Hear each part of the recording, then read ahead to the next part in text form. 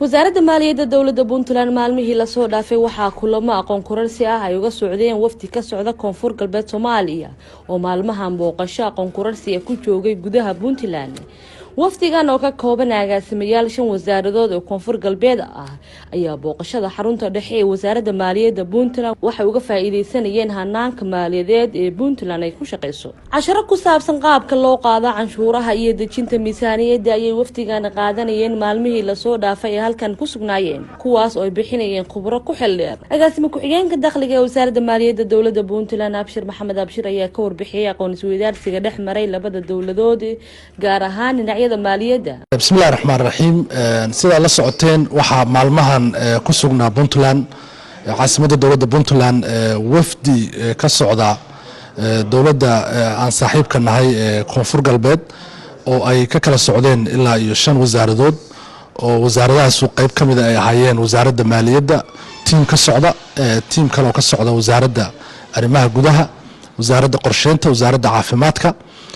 ujeedadan waxay ahayd runtii safar shaqo uu ku tagay madaxweynaha dowladda Puntland mudane Saciid Cabdullaahi Dani ayaa la isku afgartay in la isdhaafsado dowladnimada iyo xogta iyo aqoonta. sidaa darteed waxaa la soo diray safarkii ugu horeeyay team agaasimayaal ah. marka maalmahan anaga hadda khaasatan waxaa nala joogay agaasimaha dakhliga ee dowladda koonfur galbeed iyo dictor ka socday xafiiska madaxweynaha oo ah la taliyaha madaxweynaha arrimaha dhaqaalaha. saddexdii casho u dambeysay waxaanu ka wada shaqeynaynay qaabka aan u shaqeyno oo normalka ah.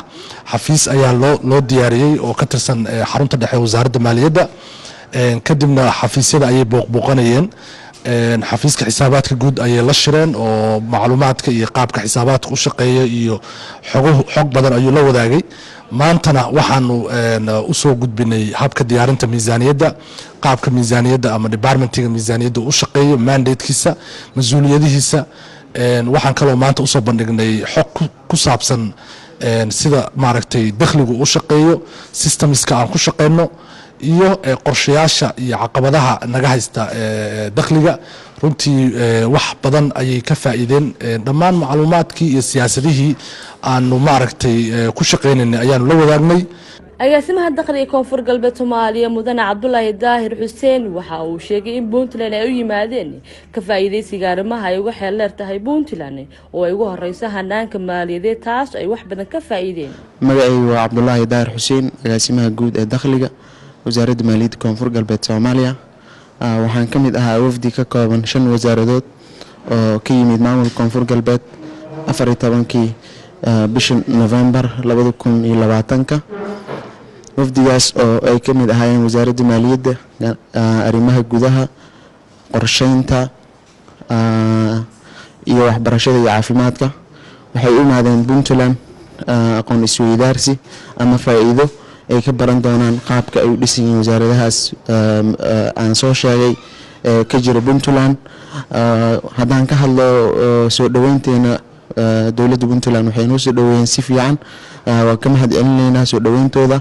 sidoo kale waxaan rabaa inaan ka hadlo maalmahan joognay sida meelahan tagnay iyo kulamadii aan qaadanay. waxaan ka mid ahaa wafdi wasaaradda maaliyadda uu marti u ahaa. waxaa igu weeliyay wafdigii wasaaradda maaliyadda Dr. Maxamed Ibrahim Nuur.